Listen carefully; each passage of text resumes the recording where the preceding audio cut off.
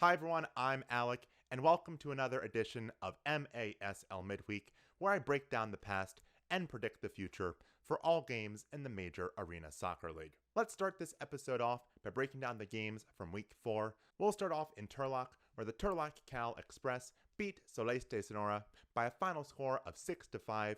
Turlock has become the team of one-goal games. All 4 of their games have been decided by 1 goal so far, some tight matches in there, but they've managed to come away with 3 wins from those games, and they're looking more and more like the real deal. Later that Friday night, we had the San Diego Sockers hosting the Ontario Fury, where the Sockers won 4-2. Remember how last week I said San Diego looked a little bit off to me? I no longer believe that.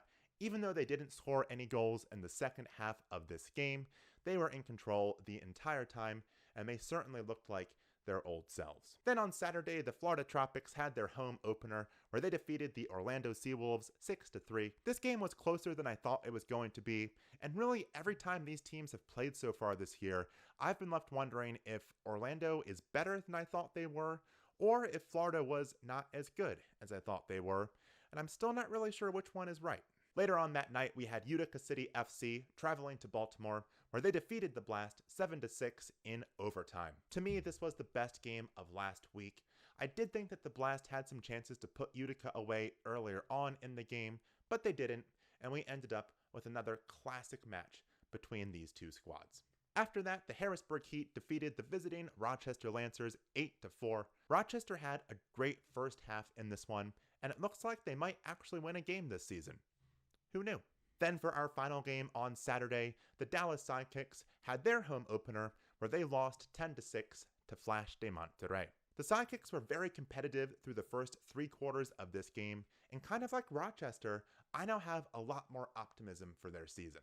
Then on Sunday, we had the St. Louis Ambush hosting the Kansas City Comets, where the Ambush won 8-7 in overtime. I don't think that either of these teams are going to light up the league exactly, but I do think it's going to be a lot of fun to watch the remaining games between these two sides.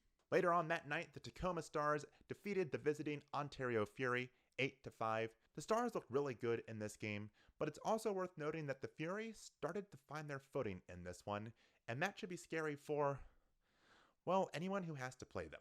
Then for the final game of the week, the San Diego Sockers defeated the visiting Celeste Sonora 6-3 in a game that I was not able to watch. Alright, let's move on to the predictions for Week 5. We'll start in Turlock, where we have the Turlock Cal Express hosting the San Diego Sockers. San Diego has the opportunity to avenge their opening night loss to Turlock in this one, and I think that they will. San Diego has shown a lot of improvement since that opening game, but I do think that Turlock will keep this one close, probably another 1-goal game.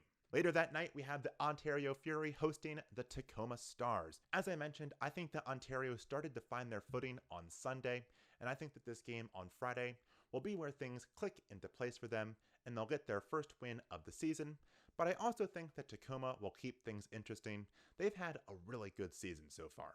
Moving on to Saturday, we have the Florida Tropics hosting the Baltimore Blast in my game of the week.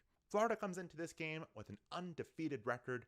Meanwhile, the Blast come in with a 2-2 record, but as usual, they are playing very well, and this game promises to be an excellent matchup. To be perfectly honest, I've gone back and forth several times on who I'm going to pick in this game, but I did eventually land on Florida simply because the game is in Lakeland, but as I said, this was really kind of a coin toss for me. Later on that night, we have the Orlando Seawolves hosting the Milwaukee Wave. Orlando has yet to win a game this season, and I'm not sure if they're going to start here. Milwaukee is off to a great start this year, and I think they'll handle the Seawolves pretty easily. I'm picking Milwaukee. Then for the final game on Saturday, we have the Mesquite Outlaws hosting the Kansas City Comets. I think that the player to watch in this game is Eduardo Cortez, the goalkeeper for the Mesquite Outlaws. He had a great game a couple of weeks ago against Flash de Monterrey, where he only gave up 3 goals. If he's able to maintain that level of play in this game, Mesquite will win it fairly easily, I think, and I have no reason to believe that he won't keep up that level of play, so I'm picking the Outlaws. Moving on to Sunday, we have the Orlando Seawolves hosting the Baltimore Blast. Considering how the last game went between these two squads, I've gotta pick the Blast. Then we have the Dallas Sidekicks hosting the Kansas City Comets. The Sidekicks definitely showed improvement in their last game against Flash de Monterrey. Couple that with the fact that the Comets had to play the night before, while the Sidekicks did not, and I'm picking Dallas. After that, we have the Ontario Fury hosting the Turlock Cal Express. By this point, I think that Ontario will be starting to get on a bit of a roll, and I think they'll win this one as well. It might even be the first game that Turlock loses by more than one goal. Then for our final game, we have the San Diego Sockers hosting the Tacoma Stars. Both of these teams are off to strong starts this season, but as I've already said a couple of times in this video, it really looks like San Diego has put it into high gear for this season, and they're getting back to that dominant form they had last season. So I'm picking San Diego to win this game, but I think the Stars will keep it interesting. And with that, let's wrap up this edition of MASL Midweek, but make sure you come back next week to see my breakdowns of all the Week 5 games, as well as my predictions for the Week 6 games. In the meantime, make sure you like the video and subscribe to the channel, and I will see you next time.